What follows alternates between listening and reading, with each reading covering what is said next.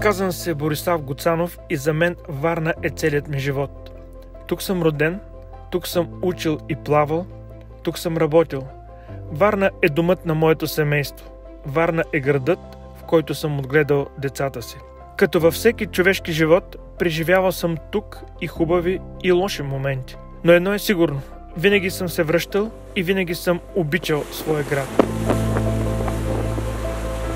И аз като всеки човек имам своята история. Ето я. Морето е било за мен любов, изпитание и източник на вдъхновение. С годините открих, че мога да му се отблагодаря за това, което ми е дал. Намираме се на едно от най-рекламираните места през последните години от Политическа партия ГЕРБ и от кметът Иван Портних. Новопостроеното яхтено пристанище в Аспарухово, карантината. Много добра идея, безспорно, но как е изпълнена? 8,5 милиона евро струва цялото това съоръжение, 70% са по европейски програми, европейски средства. А дали може да влезе яхта в това яхтено пристанище? Защото ако се вгледате на входа на пристанището, спомняте ли се как Христос ходеше по водата? Скоро, благодарение на господин кмета Портних, и ние ще можем да ходим по вода. Защото просто ще можем да си минем от единия край на входа на пристанището до другият. Най-накрая някой ще понесе ли отговорност за безумията, които се случват в нашия град? Една от идеите и мечтите на живота ми, които защитавах и като председател на Общинският съвет във Варна, беше изграждането на пристанище и интермодален терминал под Максуда, а старото пристанище да се превърне в нова атракционна зона на града. С яхтен терминал, с нова концертна зала, с аквариум, с място за разходки. За целта дори бях започнал разговори с огромни китайски инвеститори. Но промяната в политическата обстановка не ми позволи да довърша започнатото. В живота съм имал един основен пример – баща ми. Той беше подводничар и аз исках да стана като него. Това бяха вълнуващи години, в които с цялото си сърце защитавах родината и националната сигурност. За жалост започна разпада на българският подводен флот. Още докато бях в военноморското училище се виждаш на къде вървят нещата и вместо подводничар тръгнах също в подобна насока, но в търговският флот, а не в подводното корабоплаване. Битките ми през годините са били много и вие знаете за тях. Борих се да не бъде опустошено газохранилището край Галата, което в крайна сметка беше източено от офшорна компания. Борих се да не допуснем добива на шистов газ, което би увредило българската природа непоправимо. Намираме се в Добруджа, житницата на България. Най-плодородната почва, която винаги ни е давала това, без което не можем – хляба. И точно тук ГЕРБ с техните американски партньори се канят да дупчат земята, за да търсят шистов газ.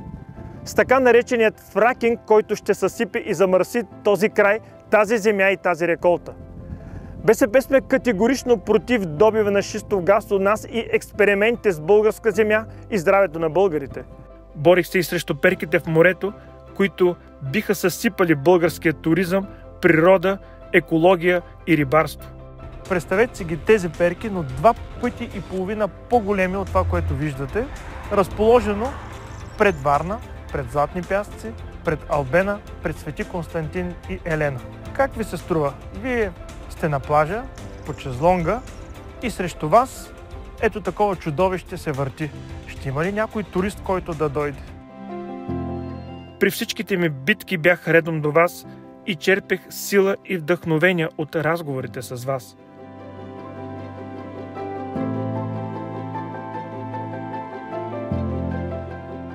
През последните години битките ми се пренесоха основно в Народното събрание, а темите, върху които се фокусирах, са енергетика, отбрана и национална сигурност и да не допуснем въвличането на България във война.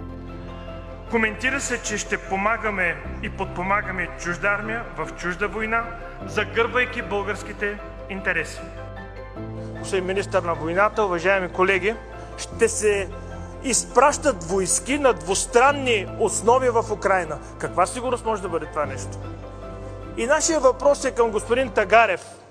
Господин Тагарев, с какъв мандат вие подписвате тези споразумения? Министерски съвет упълномощи ли и какво точно ви каза да подпишете? Ние сме на път да стане така, че да приемем чужди войски в България, независимо, че са натовски войски. Нещо, което не се е случвало никога в историята на България. По този договор 486 000 долара на ден са парите, които се плащат от всеки един от нас, от всеки един български гражданин, независимо дали се взима или не се взима газ. И в момента от Боташ няма доставки на газ. На следващо място, как ви се струва един договор подписан за 13 години, само за пренос са 2 милиарда 177 000 долара? Това не е ли национално предателство към сигурността на България и към доставките? България суверенна държава ли сме? Или сме станали колония бананова република? Става въпрос за технологията IP-1000. Вие ще правите, вие, господин министър, експериментална площадка на Козлодуй ли? Някак си много леко мина това, че министър-председателя го няма в залата. Някой няма ли да зададе въпроса защо не е тук и какви са неотложните му ангажименти? Или може би го е страх да се появи в залата, за да не би по друг начин да се излезе? 49-то Народно събрание беше разпуснато и дойде ред на поредното срамно 50-то.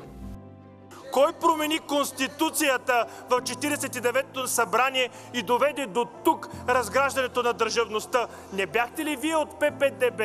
Сглобката продължава ли да бъде ГЕРБ ППДБ? Продължавате и се седите толкова здраво и стабилно и сте пълни безсрамните. Какво направи Народното събрание за краткия си живот, юбилейното 50-то Народно събрание?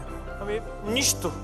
През последните няколко народни събрания се коментират основно продажба, подаряване на оръжия, продажба, подаряване на енергетика, закриване на българската икономика.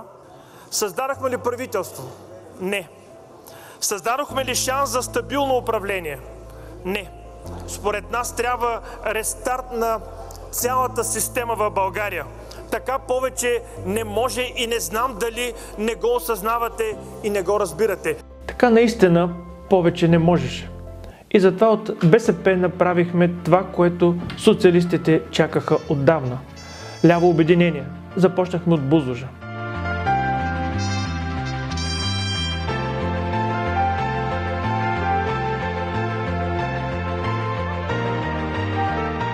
Като гледам как сме се събрали, тук всички сме работили заедно. Кое ни раздели през последните години? Едно е да сме с 18 депутата, друго е да сме с 121.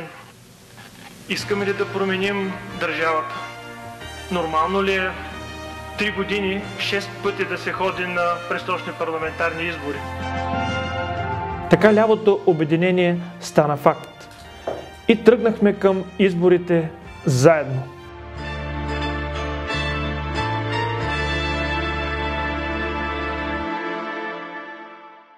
Днес е време борбата за бъдещето на България и защитата на националната ни сигурност да продължи. Затова заставам отново пред вас. И искам вашата подкрепа за БСП, за социалната политика, за стабилна България в сигурна Европа. И помнете, аз винаги избирам България, БСП и вас. Купуването и продаването на гласове е престъпление.